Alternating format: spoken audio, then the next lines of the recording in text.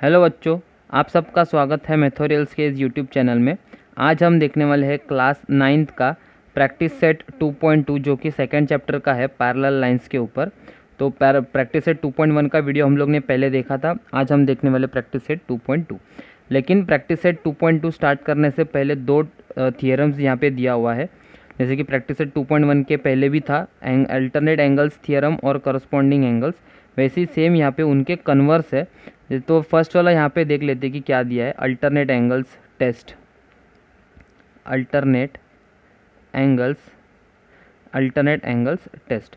Alternate angle के theorem में हम लोग ने क्या देखा था, अगर if two lines are parallel, if two lines are parallel, अगर दो लाइन्स पैरेलल होंगे तो जो जेड शेप वाले एंगल्स बनेंगे, जैसे कि ये वाला एंगल ऐसे और एक दूसरा ऐसे एंगल, तो वो जो दो एंगल्स होंगे वो क्या होने वाले हैं, कॉन्ग्रुएंट होंगे। ऐसा हम लोग ने पहले वाले थियरम में देखा था।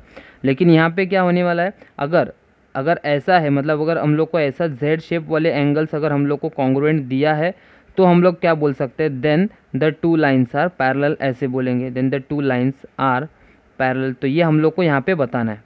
ठीक है, हम लोग ने पहले इस ऐसा देखा था और उसका कन्वर्स जो फॉर्म है हम लोग अभी यहाँ पे इस थियरम में देखेंगे, जो कि है अल्टरनेट एंगल्स टेस्ट। ठीक है, अभी स्टार्ट करता हूँ मैं। सबसे पहले यहाँ पे थियरम आएगा, जो कि तुम लोगों को अगर एग्जाम में पूछेंगे तो थियरम से ही पूछेंगे। तो यहाँ पे थियरम बताता हूँ मैं क्या है। If a pair of alternate angles, if a pair of alternate angles formed by a transversal of two lines, transversals of two lines is congruent, then the two lines are parallel, then the two lines are parallel, two lines are parallel. मतलब अगर वो Z shape वाले alternate angles अगर congruent होंगे तो यहाँ पे हम लोग वो दो लाइन्स जो बनेंगे उनको हम लोग क्या बोलेंगे, पैरेलल। तो देखते हैं यहाँ पे गिवन में क्या क्या आएगा। हम लोग को सबसे पहले यहाँ पे डायग्राम बताना पड़ेगा। तो डायग्राम हमारा कुछ ऐसे आएगा, ये है डायग्राम, जिसमें पैरेलल नहीं है दो लाइन्स, लेकिन दो लाइन्स हम लोग को यहाँ पे ऐसे निकालना पड़ेगा, जिसमें एल एंगल या एल जो लाइन है वो एम के बराबर यहाँ पे निकालेंगे, और जो दोनों लाइन्स को कट करने वाला है वो है एन लाइन। ठीक है, अभी हम लोग यहाँ पे ऐसा बताएंगे कि ए और बी जो है ये दोनों एंगल्स अल्टरनेट एंगल्स फॉर्म हो रहे हैं। देखो ये जेड शेप बनने वाला है ऐसे, और एक दूसरा एंगल हम लोग सपोर्टिंग एंगल लेंगे, जिससे हम लोग ये प्रूफ करने वाले कि जो दो लाइन्स है वो पैरेलल है। ठीक है, तो अभी यहाँ पे गिवन में क्या आएगा, फिर line L is the transversal of line L and M लिखना पड़ेगा। Line N is the transversal of line, किसका है वो transversal, of line L and line M, of line L and line M आएगा। दैट इज़, उसमें हम लोग ऐसा बोल सकते हैं कि angle A is equals to angle B, जो अल्टरनेट एंगल्स है वो हम लोग को यहाँ पे दिया है गिवन में। ठीक है, तो उसके आगे टू प्रूफ। तो यहाँ पे टू प्रूफ क्या करना है, इधर कि एंगल लाइन एल है वो किसको पैरेलल होने वाला है, लाइन एम को, वो हम लोग को यहाँ पे बताना। तो देयरफॉर यहाँ पे क्या आएगा, line L is parallel to line M आएगा। तो ये हम लोग को अभी प्रूफ करना है। तो देखो कैसे स्टार्ट करेंगे प्रूफ में, बहुत ही ईजी है। जैसे कि हम लोग यहाँ पे angle A is equals to angle B दिया है, वो हम लोग को पहले लिखना पड़ेगा, angle A is equals to angle B, और ये हम लोग को यहाँ पे क्या दिया हुआ है, गिवन में दिया हुआ है। ठीक है, एंड दूसरा हम लोग ऐसा बोल सकते हैं कि angle A plus angle C अगर करेंगे, देखो यहाँ पे ये एंगल ए और angle C linear pair T shape form बन रहा है, मतलब ये लीनियर फॉर्म हो गया, लीनियर पेयर्स। ठीक है, तो angle A plus angle C is equals to 180 degree आएगा। यहाँ पे रीजन क्या आने वाला है, एंगल्स फॉर्मिंग लीनियर पेयर या angles in a linear pair होगा। ठीक है, angles in a linear pair, तो ये यहाँ पे ऐसा आ गया। अभी यहाँ पे हम लोग अगर देखें तो angle A is equals to angle B, मतलब एंगल ए का वैल्यू यहाँ पे एंगल बी है, तो जहाँ पे एंगल ए है वहाँ पे मैं एंगल बी सब्सटीट्यूट कर सकता हूँ। तो इधर मुझे ऐसा लिखना पड़ेगा, तो angle B plus angle C is equals to 180 लिख सकता हूँ। अगर हम यहाँ पे देखें एंगल बी और एंगल सी को, तो ये दोनों क्या, कौन से एंगल्स फॉर्म हो रहे हैं, angle B plus angle C, C shape जो है वो फॉर्म हो रहा है। इसका मतलब सी शेप वाले एंगल्स जो होते हैं वो क्या होते हैं, उनका सप्लीमेंट्री एडिशन सप्लीमेंट्री होता है, मतलब वो इंटीरियर एंगल्स होते हैं। ठीक है, तो यहाँ पे मुझे क्या लिखना पड़ेगा फिर, angle B and angle C are pairs of interior angles formed on the same side of the transversal. तो ऐसा मुझे यहाँ पे लिखना पड़ेगा, क्योंकि यहाँ पे angle B plus angle C करेंगे तो इधर 180 डिग्री हम लोग ने यहाँ पे बता दिया। तो यहाँ पे क्या आएगा, angle B and angle C forms the pair of interior angles, और इंटीरियर एंगल्स हम लोग ने पहले देखा हुआ है, forms the pairs of interior angles on the same side of the transversal, on the same side of the क्या आने वाला है यहाँ पे, ट्रांसवर्सल आएगा। ठीक है, ट्रांसवर्सल। तो अगर हम यहाँ पे ऐसा बोले एंगल बी और एंगल सी जो है वो इंटीरियर एंगल्स के पेयर्स है, इसका मतलब हम लोग यहाँ पे ऐसा बोल सकते हैं कि line L is parallel to line क्या आने वाला है, एम होगा लाइन, और इसका रीज़न क्या आने वाला है यहाँ पे, इंटीरियर एंगल्स टेस्ट, मतलब इंटीरियर, ये भी उसका कन्वर्स से हम लोग ने यहाँ पे प्रूफ किया। और दूसरा वाला जो है नॉर्मल थियरम, उसका क्या है, अगर दो लाइंस पैरेलल होंगे तो हम लोग को यहाँ पे सी शेप वाले एंगल्स मिलते हैं जो कि सप्लीमेंट्री होते हैं, ये हमारा नॉर्मल, और उसका कन्वर्स यहाँ पे क्या होगा, अगर दोनों भी एंगल्स अगर सप्लीमेंट्री है, एडिशन उनका सप्लीमेंट्री होगा, तो उससे जो बनने वाले जो दो लाइंस होंगे वो क्या होने वाले हैं, पैरेलल होंगे। तो यहाँ पे हम लोग ने अभी line L parallel to line M हम लोग ने प्रूफ किया, जो कि इधर बोला था line L is parallel to line M, और यहाँ पे टेस्ट कौन सा आया, इंटीरियर एंगल्स टेस्ट, मतलब वो कन्वर्स से हम लोग ने इधर प्रूफ किया, और जो हम लोग को प्रूफ करना था वो भी हो गया। ठीक है, तो ये पहला वाला थियरम हम लोग ने देखा जो था अल्टरनेट एंगल्स टेस्ट। अभी दूसरा वाला थियरम देखेंगे जो कि है करस्पॉन्डिंग एंगल्स टेस्ट आने वाला है। तो यहाँ पे मैं उसको भी स्टार्ट कर लेता हूँ, करस्पॉन्डिंग एंगल्स टेस्ट। तो इधर हेडिंग लिखता हूँ मैं, corresponding angle test, corresponding angles test. ठीक है, तो उसका भी थियरम एग्ज़ाम में आपको यही देने वाले स्टेटमेंट इसका। तो इधर मुझे लिखना पड़ेगा, if a pair of corresponding angles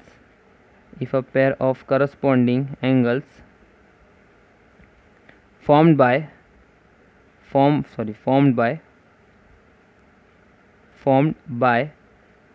a transversal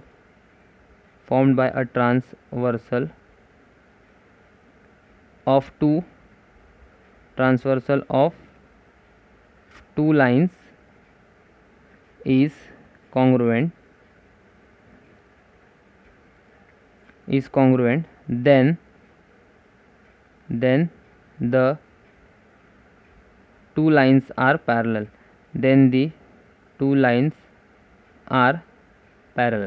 ठीक है, तो ये अभी हम लोग का ऐसा दिया होगा, और करस्पॉन्डिंग एंगल्स मतलब एफ शेप वाले एंगल जो भी होंगे वो कॉन्ग्रुएंट होंगे, तो इधर हम लोग को वही गिवन में लिखना पड़ेगा। जैसे कि गिवन में क्या क्या आने वाला है, लाइन एल जैसे हम लोग ने पहले ही लिखा था ना, सेम वैसे ही है, line N is a transversal of line L and M, और यहाँ पे ज़रूरी नहीं है कि यहाँ पे जो मैंने नेमिंग्स लिया हुआ है या जो टेक्स्ट बुक्स में आपको नेमिंग दिया हुआ है वैसा ही लेना है, आप जैसे चाहिए वैसे आप वहाँ पे नेमिंग्स ले सकते हो। ठीक है, तो यहाँ पे एल है और यहाँ पे एम है, और एन जो है वो क्या कर रहा है, कट कर रहा है लाइन एल और एम को, तो एन क्या होने वाला है, ट्रांसवर्सल होगा। और यहाँ पे अभी करस्पॉन्डिंग एंगल से मतलब ये एफ शेप में होने वाला, जैसे कि ये ए है और यहाँ पे बी, तो ए और एंगल बी हम लोग यहाँ पे क्या लेंगे, इक्वल, और ये जो एंगल सी है वो सपोर्टिंग एंगल्स वापस इंटीरियर एंगल से प्रूफ करने के लिए काम आने वाला है। ठीक है, तो अभी यहाँ पे टू प्रूफ क्या करना है, वापस same, line L is parallel to line क्या आने वाला है, एम आएगा। ठीक है, अभी यहाँ पे प्रूफ अगर देखें तो इधर क्या आएगा, स्टार्ट करना है हम लोग को, जैसे जो गिवन में दिया है सबसे पहले उसी को लेंगे, angle A is equals to angle B आएगा जो कि आएगा गिवन। ठीक है, और दूसरा angle A plus angle C अगर हम देखें, and angle A plus angle C जो यहाँ पे लीनियर पेयर्स बन रहे, तो angle A plus angle C is equals to 180 degree, यहाँ पे उसका रीज़न क्या आएगा, angles in a linear pair, क्या आने वाला है, लीनियर पेयर आएगा। ठीक है। तो यहाँ पे ए की जगह पे अभी कौन सा वैल्यू डाला है बी का, ये मतलब ए की ए इक्वल्स टू बी है, तो ए का वैल्यू क्या होगा बी, तो यहाँ पे ए की जगह पे मैं बी सब्सटीट्यूट कर सकता हूँ। तो angle B plus angle C will be equals to 180 degree. अगर यहाँ पे अगर प्रॉपरली वापस ध्यान से देखें तो एंगल बी और एंगल सी जो है वो क्या हो रहा है, इंटीरियर एंगल्स इधर फॉर्म होने वाला है। तो यहाँ पे जैसे कि ऊपर लिखा था तो यहाँ पे सेम वैसा ही लिखना पड़ेगा, but angle B and angle C, angle B and angle C forms a pair of interior angles, बराबर, forms a pairs of interior angles on the same side, interior angles on the same side of the transversal, on the same side of the transversal, बराबर, transversal. तो यहाँ पे अगर सी shape में दोनों angles form हो रहे हैं या सप्लीमेंट्री मिलने वाले हैं तो हम लोग ऑटोमेटिकली यहाँ पे ऐसा बोल सकते हैं कि therefore line L will be parallel to line M होगा। और इधर रीज़न क्या है आने वाला है, सेम इंटीरियर एंगल टेस्ट आएगा, क्योंकि ये सी शेप फॉर्म हो रहा है मतलब इंटीरियर एंगल्स की वजह से हो रहा है और उसका कन्वर्स हम लोग ने यहाँ पे यूज़ किया। तो इधर रीज़न क्या आएगा, इंटीरियर एंगल्स टेस्ट हो गया। तो ये इतना थियरम आपको 2 मार्क्स के लिए या 3 मार्क्स के लिए पूछा जा सकता है, और ये दोनों भी थियरम्स इंपॉर्टेंट है, एग्ज़ाम में पूछे जाते हैं। अल्टरनेट एंगल्स टेस्ट और दूसरा है करस्पॉन्डिंग एंगल्स टेस्ट।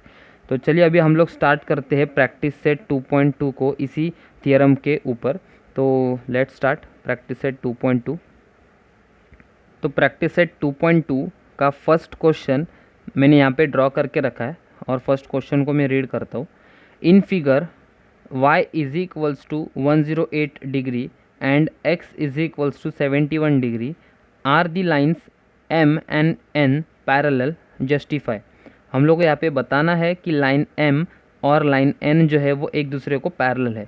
और ये जब दो लाइंस पैरेलल कब होंगे, जब यहाँ पे जो दो एंगल्स डायग्राम में दिख रहा है x और y, अगर वो सी शेप प्रॉपरली अगर बना रहे, मतलब वो x और y एंगल जो है अगर वो सप्लीमेंट्री होंगे, इक्वल्स टू 180 होंगे, तो ही हम लोग बोल सकते हैं कि line m and line n are parallel.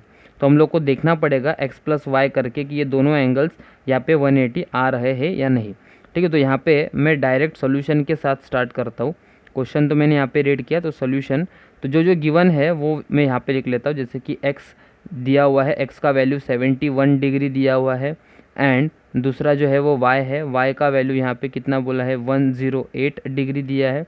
ठीक है, ये मतलब गिवन है और हम लोग को ऐड करके चेक करना है ना x प्लस वाई करके कि दोनों का एडिशन का वैल्यू 180 डिग्री आता है या नहीं। तो यहाँ पे therefore x plus Y is equals to, x plus Y मतलब x का वैल्यू कितना है 71 है और y का वैल्यू कितना है 108 है। अगर दोनों को ऐड करें तो 8 प्लस 1 9, यहाँ पे 7 आएगा और इधर 1 है। तो x plus Y is equals to कितना आया, 179 डिग्री आया। ठीक है, अगर x प्लस वाई 179 आया मतलब हम यहाँ पे बोल सकते हैं कि line m and line n ये दोनों लाइंस पैरेलल है। नहीं बोल सकते क्योंकि दोनों का एडिशन हम लोग को कितना चाहिए था, 180 चाहिए, लेकिन यहाँ पे 1 डिग्री कम आया, जैसे कि 179 आया। तो यहाँ पे हम लोग को क्या बताना पड़ेगा, तो देयरफॉर यहाँ पे वैसा लिखना पड़ेगा कि therefore x plus Y is not equals to 180 degree, बराबर। अगर 180 डिग्री नहीं है तो देयरफॉर एंगल x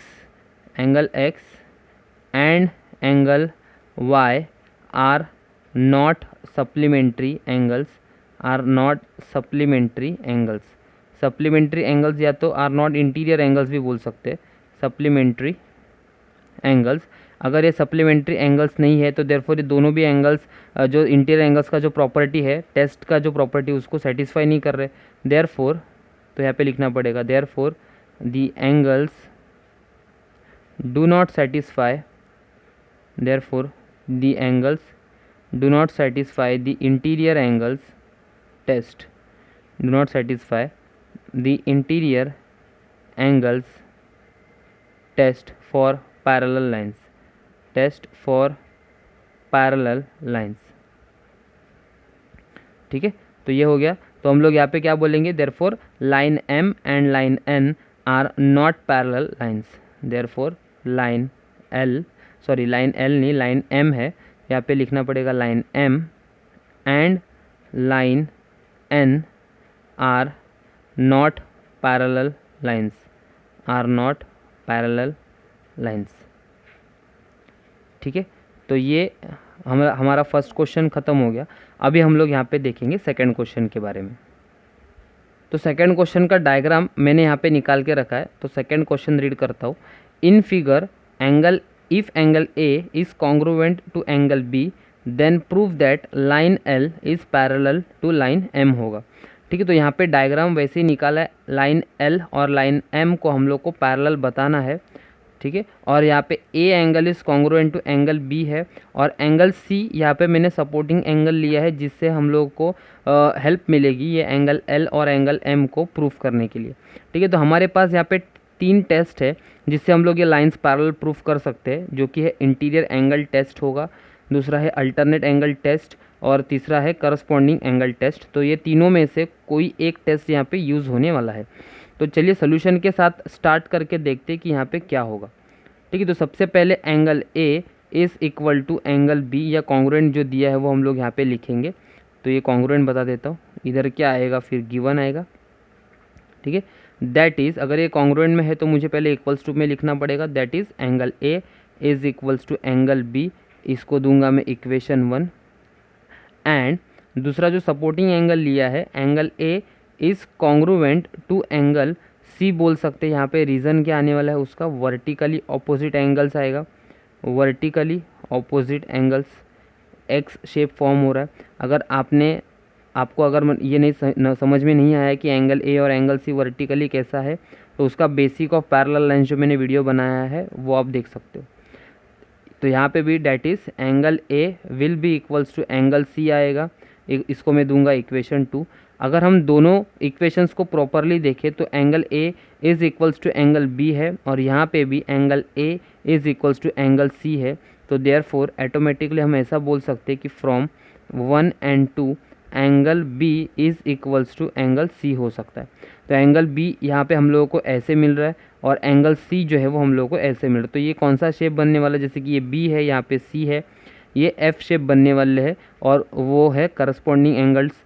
तो करस्पॉन्डिंग एंगल से अगर मुझे ये 2 लाइन एल और एम पैरेलल बताना है तो करस्पॉन्डिंग एंगल टेस्ट से या तो उसके कन्वर्स से बताना पड़ेगा।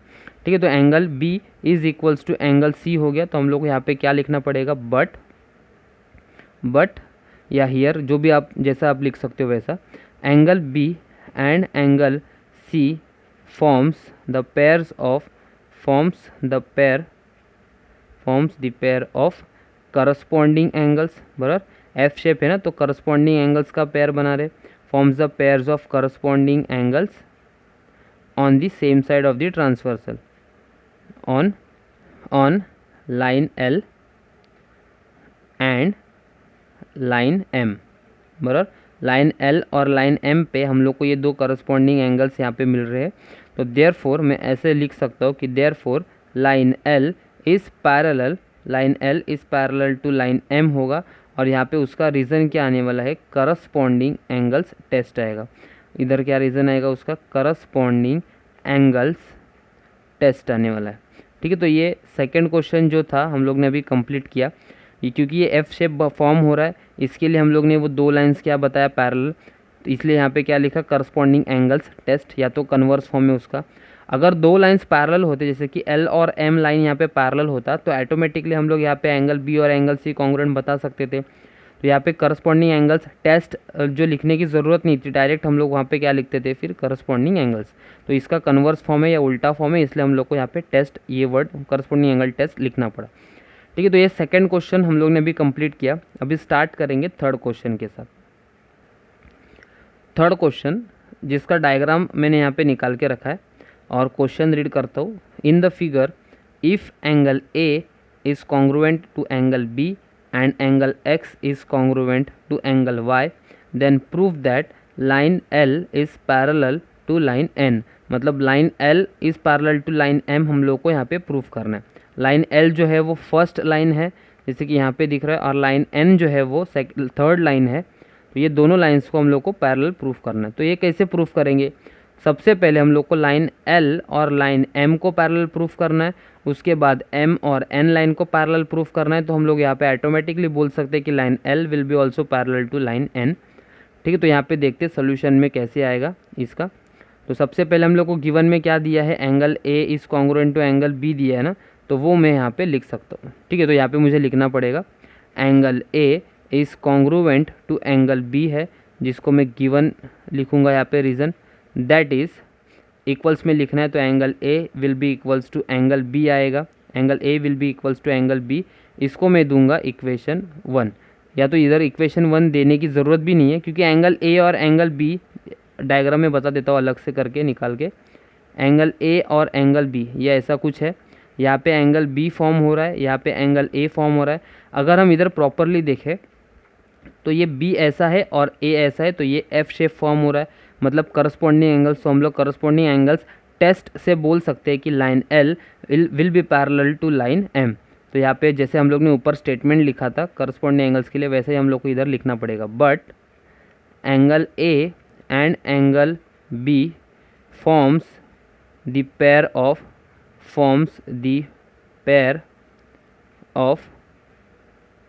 corresponding angles on line L and line M, on line L and line M होगा बराबर। तो देयरफॉर हम लोग यहाँ पे कैसा बोल सकते हैं कि therefore line L will be parallel to line M होगा, और ये इसको 1 देंगे, और यहाँ पे इसका रीज़न क्या आने वाला है, करस्पॉन्डिंग एंगल्स टेस्ट आएगा। ठीक है, तो ये हो गया करस्पॉन्डिंग एंगल्स टेस्ट। और यहाँ पे आपको अगर आगे लिखना है तो वो भी लिख सकते हो कि where line K is the transversal, क्योंकि ये जो लाइन के है वो कट कर रहा है लाइन एल और एम को। तो यहाँ पे अगर आपको आगे लिखना है तो वो भी लिख सकते हो, या मैं लिख के दे देता हूँ line L and line M where K line K is the transversal, line K is the transversal. ठीक है, आई होप आपको ये समझ में आया होगा। और इसको मैंने यहाँ पे क्या दिया है, इक्वेशन 1 दे दिया। ठीक है, अभी दूसरा जो है वो एंगल एक्स और एंगल वाई हम लोग को यहाँ पे बोला है। अगर हम प्रॉपरली देखें तो ये लाइन एम है और ये लाइन एन है, ये लाइन एन और एम, और ऐसा कुछ है जैसे कि एंगल एक्स यहाँ पे है और एंगल वाई यहाँ पे। तो ये एंगल एक्स और एंगल वाई जो है ये क्या बन रहा है, यहाँ पे जेड शेप एंगल्स बनेंगे। जेड शेप एंगल्स मतलब अल्टरनेट एंगल्स बन रहा है, या तो हम लोग जो एम और एन जो पैरेलल प्रूफ करेंगे वो अल्टरनेट एंगल्स टेस्ट से प्रूफ करेंगे। तो यहाँ पे हम लोग को ऐसा ही लिखना है जैसे कि now angle X is congruent to angle Y, ये भी हम लोग को गिवन में दिया हुआ है। तो that is angle X will be equals to angle Y. तो यहाँ पे अभी बताना है but angle X and angle Y forms the pair of कौन सा, जेड शेप है तो alternate angles, forms the pairs of alternate angles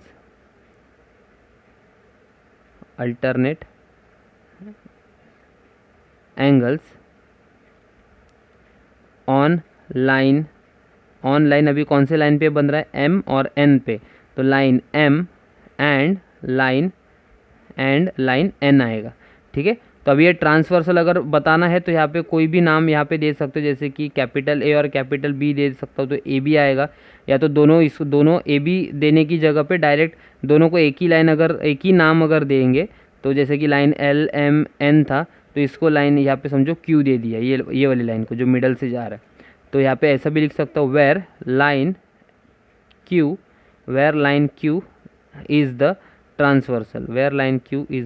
transversal, ठीक है, तो ये ऐसा लिखा हम लोग ने। उसके आगे हम यहाँ पे क्या बोलेंगे, therefore line M will be parallel to line N हो जाएगा, इक्वेशन 2 आएगा, और यहाँ पे आने वाला है अल्टरनेट एंगल्स टेस्ट आएगा। ठीक है, अगर इक्वेशन 1 और इक्वेशन 2 को प्रॉपरली देखें, line L is parallel to line M है और यहाँ पे line M is parallel to line N है, तो हम डायरेक्टली बोल सकते हैं कि line L will be also parallel to line N. मतलब ये दो लाइंस जो लाइन M है वो L को भी पैरेलल है और लाइन N को भी पैरेलल है। तो यहाँ पे ऐसा लिख सकता हूँ मैं, देयरफॉर फ्रॉम 1 एंड 2, क्या लिख सकता हूँ मैं, therefore line 1 and from 1 and 2 line L will be parallel to line M will be parallel to line N। मतलब ये तीनों लाइंस एक दूसरे को क्या होने वाले हैं, पैरेलल। या तो लास्ट में लिखते समय हम लोग को वैसा ही बताना है, जैसे कि लाइन L बताना था किसको, लाइन N को पैरेलल बताना था, और वो हम लोग ने यहाँ पे प्रूफ किया। आई होप आपको ये समझ में आया होगा। यहाँ पे 2 टेस्ट थे, करस्पॉन्डिंग एंगल्स टेस्ट और अल्टरनेट एंगल्स टेस्ट, जो कि कन्वर्स है ना हम लोग का, और उसी से हम लोग ने 2 लाइंस को पैरेलल प्रूफ किया और दूसरे 2 लाइंस को भी पैरेलल प्रूफ किया था, और ऑटोमेटिकली ये तीनों लाइंस भी पैरेलल हो गए, जिसका मतलब line L will be parallel to line N हो जाएगा। ठीक है, तो ये 3rd क्वेश्चन हम लोग का यहाँ पे कंप्लीट हो गया। आगे हम देखने वाले 4th क्वेश्चन के बारे में। 4th क्वेश्चन, जिसका डायग्राम मैंने यहाँ पे निकाल के रखा है, क्वेश्चन रीड करता हूँ। In figure if ray B A, मतलब यहाँ पे दिख रहा है ये ray B A is parallel to ray D E, angle C equals to 50 degree जो दिया हुआ है डायग्राम में, और angle D is equals to 110 degree वो भी दिया हुआ है, और find the measures of angle A B C, मतलब ये एंगल हम लोग को यहाँ पे फाइंड आउट करना है। तो ये कैसे फाइंड आउट करेंगे, यहाँ पे हिंट भी दिया हुआ है, draw a line passing through point C and parallel to line A B, parallel to line A B, मतलब ये लाइन ए बी जो है उसको हम लोग को पैरेलल एक लाइन निकालना है। तो यहाँ पे सोल्यूशन, या सोल्यूशन से पहले कंस्ट्रक्शन निकाल लेंगे। यहाँ पे कंस्ट्रक्शन देखते, डॉटेड लाइंस यहाँ पे मैं बता देता हूँ, जो कि पैरेलल लाइन किसको निकालने बोला है, ए बी को। ठीक है, तो ये आएगा यहाँ पे A B C D E तक है, तो इधर मैं पी और क्यू दे देता हूँ, यहाँ पे पी और क्यू। ठीक है, तो यहाँ पे क्या लिखना पड़ेगा, ड्रॉ अ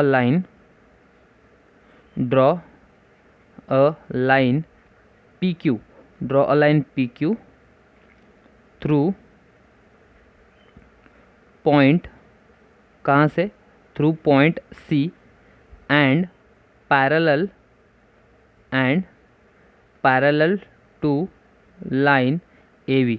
अगर ये लाइन ए बी को पैरेलल है, यहाँ पे ए बी को पैरेलल है, तो वो लाइन हम लोग डी ई को भी पैरेलल बोल सकते हैं। ठीक है, तो ये हम लोग को यहाँ पे बताना पड़ेगा। ठीक है, तो अभी यहाँ पे सबसे पहले हम लोग इसको कैसे करेंगे, जो भी गिवन में हम लोग को दिया है ना उसको सबसे पहले यहाँ पे लिखना पड़ेगा।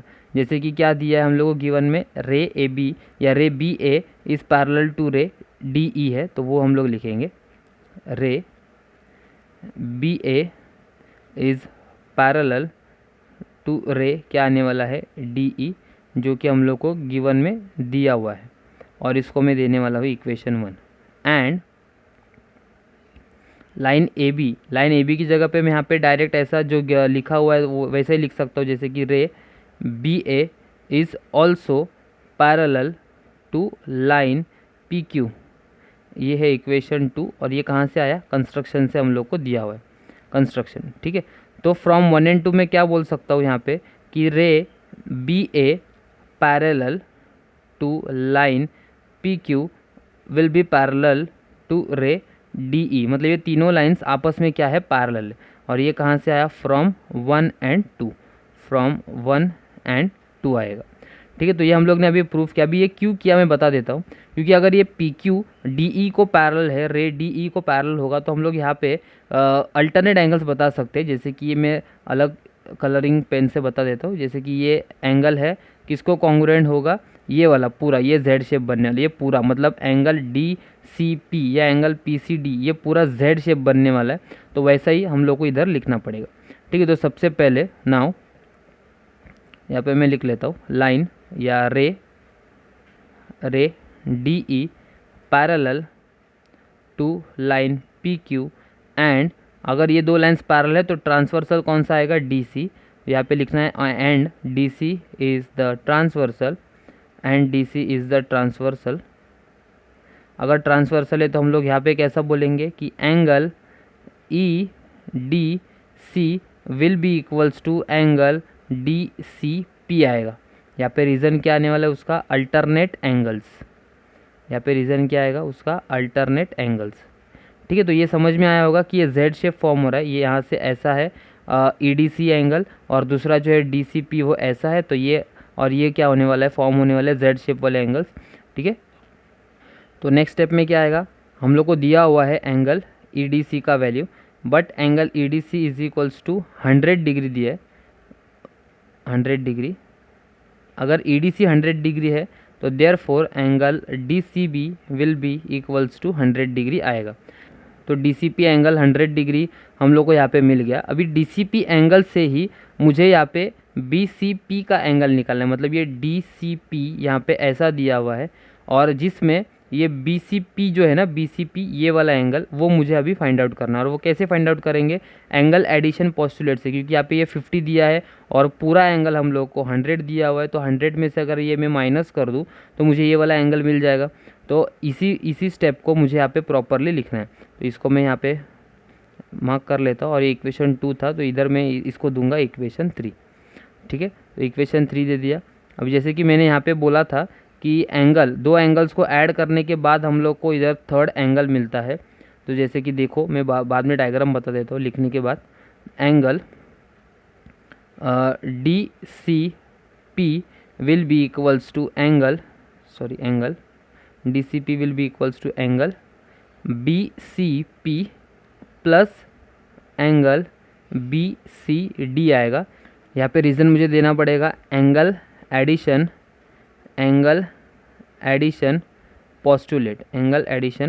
पोस्टुलेट लिखो या प्रॉपर्टी लिखो, ठीक है। तो अभी डायग्राम में बता देते हैं। देखो डी सी पी किसको किसको ऐड करके बना, बी सी पी और बी सी डी को ऐड करके बना। तो डायग्राम में देखो बी सी पी जो है वो कहाँ है, यहाँ पे है बी सी पी, यहाँ से लेकर बी सी पी इधर है, और दूसरा जो बी सी डी है वो यहाँ पे। तो B C P plus B C D करेंगे तो हम लोग को ये पूरा एंगल मिलेगा पी सी डी या तो डी सी पी, ठीक है। उससे हम लोग अभी 50 डिग्री और 100 डिग्री का वैल्यू हम लोग को पता है, तो ये हम लोग आसानी से बी सी पी निकाल सकते हैं, ठीक है। तो यहाँ पे मुझे क्या करना पड़ेगा, एंगल्स को जो भी वैल्यूज़ है वो सब्सटीट्यूट करना पड़ेगा।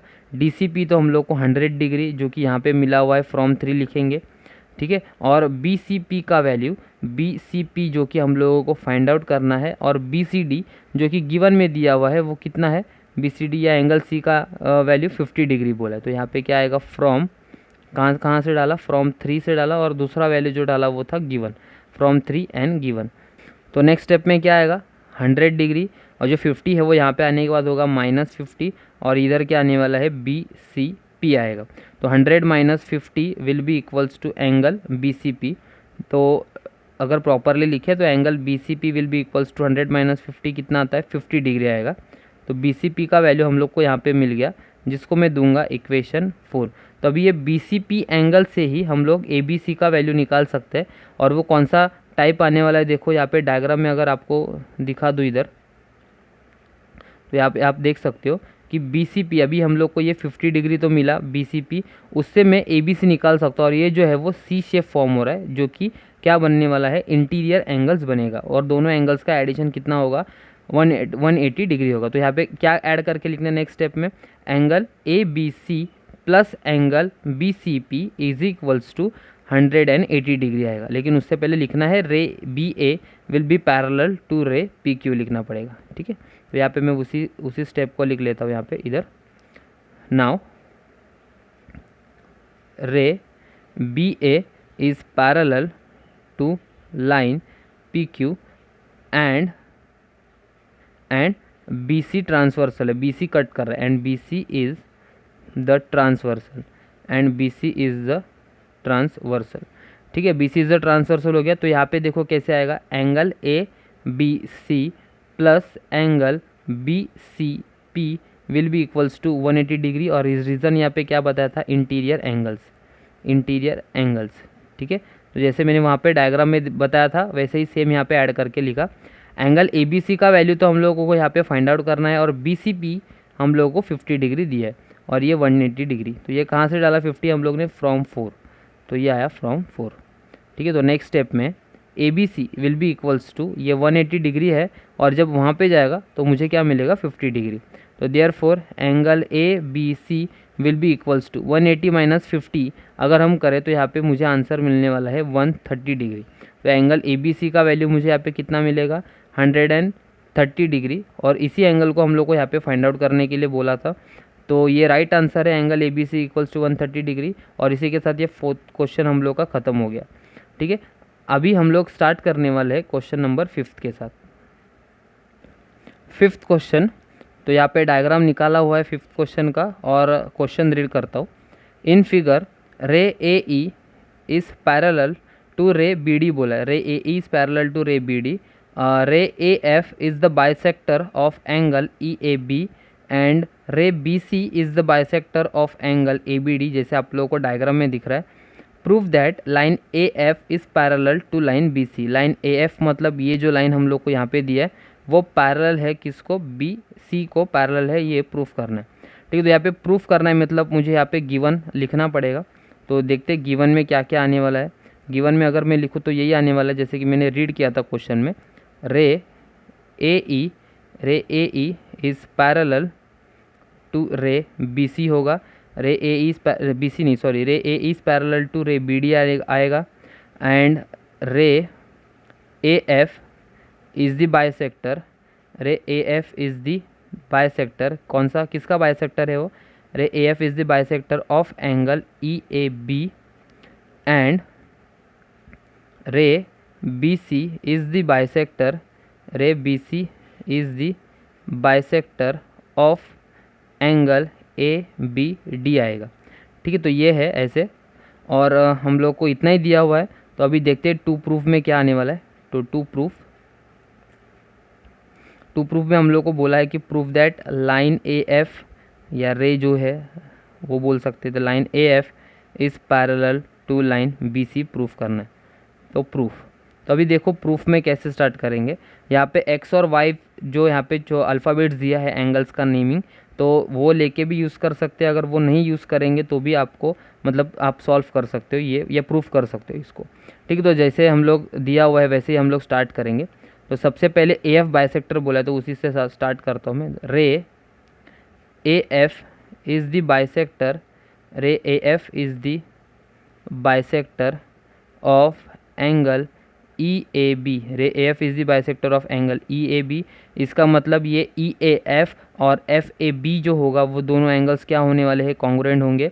या तो हम लोग ऐसा बोल सकते हैं कि F A B is half of angle E A B होगा। क्या होगा, F A B is half of angle E A B. यहाँ पे रीज़न क्या आने वाला है, एंगल बाइसेक्टर थियरम। यहाँ पे रीज़न उसका क्या देंगे, एंगल बाइसेक्टर थियरम। ठीक है, तो लेकिन यहाँ पे एफ ए बी जो एंगल है वो क्या है, एंगल एक्स दिया हुआ है। ठीक है, और half of E A B वो तो वैसे का वैसे ही रहेगा। और यहाँ पे मुझे इधर क्या देना पड़ेगा, इक्वेशन 1 देना है। ठीक है, तो ये इक्वेशन 1 हो गया। इधर सबसे पहले हम लोग ने जो दिया है वो, या तो इसको 2x करके वैसा भी कर सकते तो वो भी चलेगा। तो सेकेंड इक्वेशन ऐसा करके लिखेंगे, जैसे कि 2 यहाँ पे डिवाइड में है, वो जब वहाँ पे जाएगा तो इधर 2x हो जाएगा। तो 2x will be equals to, इधर क्या लिखेंगे, ई ए बी लिखूँगा। ये हो गया इक्वेशन 1 यहाँ पे। एंड दूसरा क्या दिया है, रे बी सी बोला है। तो ray B C is the bisector, ray B C is the bisector of angle A B D. तो अगर ये बी डी बी सी जो बाइसेक्टर है ए बी डी का, तो हम लोग ये बोल सकते हैं कि एंगल ए बी सी जो कि अंदर वाला है, angle A B C will be half of angle A B D होगा। देखो यहाँ पे ए बी सी जो है वो हाफ, और ये दोनों एंगल्स इक्वल होंगे ना, तो A B C is half of angle A B D होगा। यहाँ पे भी रीज़न सेम आएगा, angle bisector theorem, angle bisector theorem आएगा। ठीक है, तो अभी यहाँ पे एंगल बाइसेक्टर थियरम, लेकिन यहाँ पे ए बी सी का वैल्यू क्या है, ए बी सी का वैल्यू हम लोग को एफ दिया हुआ है, सॉरी वाई दिया हुआ है। तो इसकी जगह पे मैं वाई डालूंगा, is equals to half of A B D आएगा। ठीक है, तो नेक्स्ट केस में क्या आएगा, 2 जब वहाँ पे जाएगा तो हो जाएगा 2y। तो 2y इज इक्वल्स टू मुझे यहाँ पे क्या मिलेगा, ए बी डी। तो ये हो गया इक्वेशन 2। अभी अगर डायग्राम में हम लोग प्रॉपरली देखें तो यहाँ पे देखो रे A E is parallel to ray B D वो भी दिया हुआ है, तो वो भी अल्टरनेट एंगल्स फॉर्म हो रहे हैं। देखो ये जेड शेप ऐसा, तो ये और ये एंगल जो है वो मतलब E A B angle A B D को कॉन्ग्रुएंट होगा, वो हम लोग को यहाँ पे अभी बताना है। तो इधर क्या लिखना पड़ेगा, रे जो हम लोग को क्वेश्चन में दिया है वो ray A E is parallel, ray A E is parallel to line नहीं है, वो भी रे ही है बी डी। तो ray A E is parallel to ray B D and A B is the transversal, diagram में आप देख सकते हो, and A B is the transversal, A B is the transversal, ठीक है। अगर ऐसा है तो ये दो एंगल्स हम लोग को मिलेंगे, कौन से, E A B is equals to angle A B D. इसका रीज़न क्या है, अल्टरनेट एंगल्स, इसका रीज़न क्या आने वाला है, अल्टरनेट एंगल्स आएगा। अभी अल्टरनेट एंगल्स मतलब ये जेड शेप बन रहा है, और अगर हम यहाँ पे देखें प्रॉपरली, जैसे कि एंगल इक्वेशन 1 देखे और इक्वेशन 2 देखे, जैसे कि इधर भी ई ए बी है और यहाँ पे दूसरा क्या है, ए बी डी, और इधर भी सेम है ई ए बी और इधर ए बी डी है, तो इसको मैं 3 दे देता हूँ। और लिखते समय मैं ऐसा लिख सकता हूँ कि फ्रॉम 1 2 एंड 3, अगर तीनों इक्वेशंस को मैं कंपेयर करूँ तो ये दोनों इक्वल है ना, तो उसकी जगह पे ई ए बी की जगह पे मैं क्या डाल सकता हूँ, 2x। तो देयरफॉर यहाँ पे मैं ऐसा लिख सकता हूँ 2x will be equals to 2y, और ए बी डी की जगह पे मुझे क्या डालना पड़ेगा, 2y। देखो यहाँ पे दिया हुआ है A B D equals to, उसका वैल्यू क्या है, 2y, ठीक है। तो ए बी डी की जगह पे मैंने क्या डाला, 2y, और यहाँ पे हम देखेंगे तो ये 2 और 2 कैंसिल होगा, तो इधर बचेगा क्या, x is equals to y बचेगा, ठीक है। अभी यहाँ पे x is equals to Y, मतलब अगर प्रॉपरली डायग्राम में अगर देखें तो x मतलब क्या है, x हम इसको भी बुला सकते हैं, एफ ए बी को बुला सकते हैं, मतलब ये एफ ए बी बुला सकते हैं, और दूसरा जो है वो क्या है, ए वाई एंगल है ना, तो उसको हम लोग ऐसा बुला सकते हैं कि ए बी सी है, तो ये x हो गया, ये y दोनों इक्वल है, और ये क्या बन रहे हम हमारे अल्टरनेट एंगल्स बन रहे। तो अगर अल्टरनेट एंगल्स बन रहे तो हम बोल सकते हैं कि ray A F is parallel to ray B C बोल सकते हैं, या line A F is parallel to line B C बोल सकते हैं, ठीक है। तो यहाँ पे हम लोग को बताना पड़ेगा F A B is congruent to, या एंगल कॉन्ग्रुएंट टू किसको, ए बी सी को, तो ये मुझे इधर लिखना पड़ेगा एक्स और Y, that is angle F A, that is X का वैल्यू क्या है, angle F A B will be equals to angle A B C आएगा, ठीक है। लेकिन यहाँ पे क्या लिखना है, वो कौन से पेयर से, alternate angles, but angle F A B and angle A B C forms pair of alternate angles, बराबर, forms pair of alternate angles आएगा, ठीक है, विथ वेयर ट्रांसवर्सल क्या है यहाँ पे, A B is the transversal, where A B is the transversal, where A B is the transversal, ठीक है। तो यहाँ पे ए बी ट्रांसवर्सल होगा, तो हम लोग यहाँ पे क्या बोल सकते हैं कि therefore ray A F will be parallel, ray A F will be parallel to ray B C. यहाँ पे रीज़न क्या आएगा, अल्टरनेट एंगल टेस्ट आएगा। आई होप आपको ये समझ में आ रहा होगा, अल्टरनेट एंगल्स टेस्ट आएगा, क्योंकि हम लोग ने अल्टरनेट एंगल्स से ये लाइंस पैरेलल प्रूफ किया है, तो इसको हम लोग उल्टा देंगे, ये जैसे कि ये कन्वर्स है, तो ये क्या आने वाला है, alternate angles test. That is हम लोग को क्वेश्चन में तो ऐसा दिया है कि line A F is parallel, रे बी सी की जगह पे भी लाइन बी सी लिखेंगे, तो यही हम लोग को पैरेलल प्रूफ करने के लिए बोला था। तो ये 5th क्वेश्चन यहाँ पे कंप्लीट हो गया, जो कि बहुत इजी था। सबसे पहले हम लोग को जो एंगल बाइसेक्टर्स यहाँ पे दिया हुआ था, उसको एंगल बाइसेक्टर्स को हम लोग ने यहाँ पे यूज़ किया 2 बार। जैसे कि ए एफ बाइसेक्टर है तो ई ए बी का हाफ होगा कौन सा एंगल, एफ ए बी। वैसे ही सेम यहाँ पे बी सी बाइसेक्टर है तो ए बी सी क्या होने वाला है, हाफ होगा किसका, ए बी डी का। तो एक्स और वाई का जो वैल्यूज था वो हम लोग ने लेकर इधर प्रूफ किया कि x is equals to Y, और x मतलब कौन सा है angle, F A B angle है, और दूसरा एंगल कौन सा है, ए बी सी। और वो जो दोनों एंगल्स फॉर्म हो रहे हैं वो कौन से है, अल्टरनेट एंगल्स फॉर्म हो रहे हैं, और उसी को लेकर हम लोग ने यहाँ पे अल्टरनेट एंगल टेस्ट से प्रूफ किया कि line A F is parallel to line B C. ठीक है, तो ये 5th क्वेश्चन था जो हम लोग ने अभी यहाँ पे देखा। आगे हम लास्ट क्वेश्चन देखेंगे जो कि है 6th क्वेश्चन। तो 6th क्वेश्चन यहाँ पे मैं स्टार्ट करता हूँ। 6th क्वेश्चन का डायग्राम मैंने निकाल के रखा है, तो क्वेश्चन रीड करता हूँ। A transversal E F of line A B and line C D intersects the line at point P and Q respectively. Ray P R and Q S are parallel and bisectors of angle B P Q and P Q C respectively. मतलब यहाँ पे तो यहाँ पे रे P are और रे Q S जो है वो एक दूसरे को पैरेलल भी है, और ये जो दोनों जो रेज है वो बाइसेक्टर्स है कोई दूसरे एंगल के, जैसे कि angle B P Q and angle P Q C के। तो हम लोग को इससे प्रूफ करना है कि लाइन ए बी और लाइन सी डी जो है वो क्या है, पैरेलल है।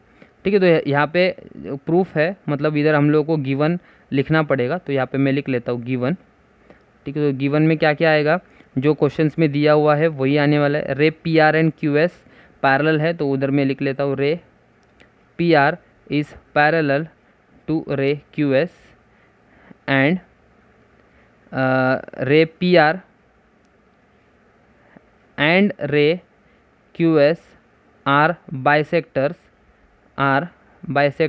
of रे पी आर किसका बाइसेक्टर है, एंगल बी पी क्यू का, एंड क्यू एस किसका बाइसेक्टर है, of angle P Q C का। तो ये हम लोग ने लिखा और हम लोग को टू प्रूफ क्या करना है, to proof line A B is parallel to line C D आएगा और यहाँ पे आने वाला है प्रूफ, तो इधर आएगा प्रूफ। तो देखते हैं प्रूफ में क्या जो गिवन में दिया है उसी से स्टार्ट करना है। जैसे कि ray P R is parallel to ray Q S आएगा और ये हम लोग को दिया हुआ है गिवन में। अगर ये दो रेस एक दूसरे को पैरेलल है तो therefore angle R P Q will be equals to angle P Q S होगा। इसका रीज़न क्या आएगा, अल्टरनेट एंगल्स। इसका रीज़न क्या आने वाला है, अल्टरनेट एंगल्स। ठीक है, तो ये दो एंगल्स एक दूसरे को इक्वल है, इसको मैं देने वाला हूँ इक्वेशन 1। अभी यहाँ पे नाउ ये जो रेज बाइसेक्ट कर रहे हैं ना उसको भी लिखना पड़ेगा। रे P R is the bisector, कौन सा किसका बाइसेक्टर है, जो कि गिवन में दिया हुआ है, is the bisector of angle B P Q, of angle B P Q. अगर ये बाइसेक्टर है तो मैं इसको ऐसे भी लिख सकता हूँ जैसे कि angle R P Q is half of angle B P Q. R P Q मतलब ये वाला जो एंगल है आर पी क्यू वो किसका हाफ है, बी पी क्यू का ना। अब पी आर बाइसेक्टर मतलब ये दो इक्वल हाफ्स में एंगल्स में डिवाइड कर रहा है, तो R P Q is half of B P Q आएगा। यहाँ पे रीज़न क्या आएगा, एंगल बाइसेक्टर, रीज़न आएगा angle bisector theorem, angle bisector theorem. तो इसको मैं यहाँ पे इक्वेशन 2 दे सकता हूँ। ठीक है, अभी वैसे जैसे हम लोग ने इसका निकाला रे पी आर का बताया, वैसे हम लोग यहाँ पे रे किसका बताएंगे, क्यू एस, जो कि साइड में दिख रहा है। रे क्यू एस किसका बाइसेक्टर है, is the bisector, ray Q S is the bisector of angle P Q C. यहाँ पे आपको नोटबुक में लिखते समय एक एक लाइन छोड़ के लिखना है, मतलब ये इतना पार्ट होने के बाद एक लाइन छोड़ना है, ये 2 लाइन्स लिखने के बाद एक लाइन छोड़ना है, मतलब ये अलग अलग जो है ना डिफरेंट दिखना चाहिए आप लोग। ठीक है, तो रेफ़र करते समय कुछ फिर प्रॉब्लम नहीं होगा। तो यहाँ पे ray Q S is the bisector of angle P Q C बोला है, इसका मतलब ये पी क्यू एस जो एंगल है पी क्यू एस जो कि यहाँ पे दिया हुआ है, जैसे कि पी क्यू एस वो क्या होगा, हाफ होगा किसका, पी क्यू सी का, जो कि गिवन में भी लिखा हुआ है। तो ये होगा हमारा इक्वेशन 3 और इसका रीज़न क्या आने वाला है, angle bisector theorem, angle bisector theorem. ये रीजंस देना बहुत ज़रूरी है, हाफ ऑफ मार्क्स कट होगा अगर आप नहीं दोगे तो। अगर तीनों इक्वेशंस को प्रॉपरली देखें, अगर तीनों इक्वेशंस को देखें तो यहाँ पे देखो आर पी क्यू है और पी क्यू एस है, तो आर पी क्यू यहाँ पे भी है, मतलब आर पी क्यू और P Q S, are P Q इधर है और पी क्यू एस यहाँ पे। तो ये दोनों इक्वेशंस मतलब इक्वेशन 2 और इक्वेशन 3 को मैं इक्वल्स बोल सकता हूँ यहाँ पे, क्योंकि इक्वेशन 1 में दोनों एंगल्स पहले से ही इक्वल्स में दिया हुआ है। तो अगर मुझे यहाँ पे प्रॉपरली लिखना है तो इधर ऐसे बताना पड़ेगा, फ्रॉम 1 2 एंड 3। अगर फ्रॉम 1 2 एंड 3 देखें तो ये R P Q equals to P Q S है, तो उसका राइट हैंड साइड का मतलब क्या होगा, half of B P Q will be equals to half of P Q C होगा। तो ये हाफ और हाफ तो यहाँ पे कट हो रहा है और हाफ कट होने के बाद इधर क्या बचेगा, B P Q will be equals to P Q C आएगा। तो अगर डायग्राम में आप प्रॉपरली देखो तो बी पी क्यू कहाँ पे है, बी पी क्यू ऐसा बन रहा है और पी क्यू सी यहाँ से लेकर ऐसा है, तो ये दोनों भी एंगल्स इक्वल है। अगर ये दोनों एंगल्स इक्वल है तो ये लाइन जो उससे बनने वाला है, जैसे कि ये लाइन पी बी है और यहाँ पे लाइन सी क्यू है, पी क्यू ट्रांसवर्सल से ये दोनों लाइंस क्या बनने वाला है यहाँ पे, अल्टरनेट एंगल्स। ये दोनों एंगल जो है वो अल्टरनेट एंगल्स बनेंगे। इसका मतलब क्या, पी बी और सी क्यू लाइन जो है वो क्या होगा, पैरेलल होगा। ठीक है, तो वही मुझे यहाँ पे बताना पड़ेगा। तो इधर मुझे लिखना है बी पी क्यू और पी क्यू सी का क्या लिखना पड़ेगा, but angle B P Q and P Q C are alternate angles, या आर जैसे हम लोग पहले स्टेटमेंट लिखते थे वैसा भी लिख सकते हैं। क्या लिखेंगे, forms pairs of alternate angles, forms pairs of alternate angles where transversal क्या था वहाँ पे डायग्राम में, P Q, where P Q is the transversal, where P Q is the क्या आने वाला है वहाँ पे, ट्रांसवर्सल। ठीक है, अगर ये ट्रांसवर्सल है तो डायग्राम में देख के बता सकते हैं हम लोग कि क्या लाइंस, जैसे कि ये पी बी, ये लाइन पी बी है, किसको पैरेलल होगा, सी क्यू को, तो वो हमें लिखना पड़ेगा। Therefore line P B will be parallel to line C Q होगा, दैट इज़ पी बी मतलब लाइन कौन सा हमारा है, वो लाइन ए बी है, जो कि अगर उसको एक्सटेंड करेंगे तो, और लाइन सी क्यू मतलब हमारा वो कौन सा लाइन है, लाइन सी डी है। तो यही हम लोग को प्रूफ करने के लिए बोला था, लेकिन इसका रीज़न क्या आएगा, line P B parallel to line C Q है, उसका अल्टरनेट एंगल्स से हम लोग को ये दो लाइन्स मिला ना, तो यहाँ पे उसका कन्वर्स क्या आने वाला है, अल्टरनेट एंगल्स टेस्ट आएगा, अल्टरनेट एंगल्स टेस्ट। ठीक है, तो ये पूरा प्रॉपरली हम लोग ने सॉल्व किया और हम लोग ने बता दिया कि angle A B will be parallel to angle C D, और जो हम लोग ने एंगल बाइसेक्टर्स का जो थियरम्स दो बार यूज़ करके ये सॉल्व किया है, ये पूरे सम्स जो कि क्वेश्चन नंबर 5th और क्वेश्चन नंबर जो 6th है वो दोनों इंपॉर्टेंट है, इसलिए यहाँ पे प्रॉपरली सॉल्व किया नंबरिंग करके। आई होप आपको ये क्वेश्चंस समझ में आए होंगे, और ये प्रैक्टिस सेट 2.2 यहीं पे ख़त्म हो गया। अगर आपको ये वीडियो पसंद आया है तो आप इस वीडियो को लाइक कीजिए, शेयर कीजिए, कमेंट कीजिए और चैनल को सब्सक्राइब करना ना भूलिए। Thank you.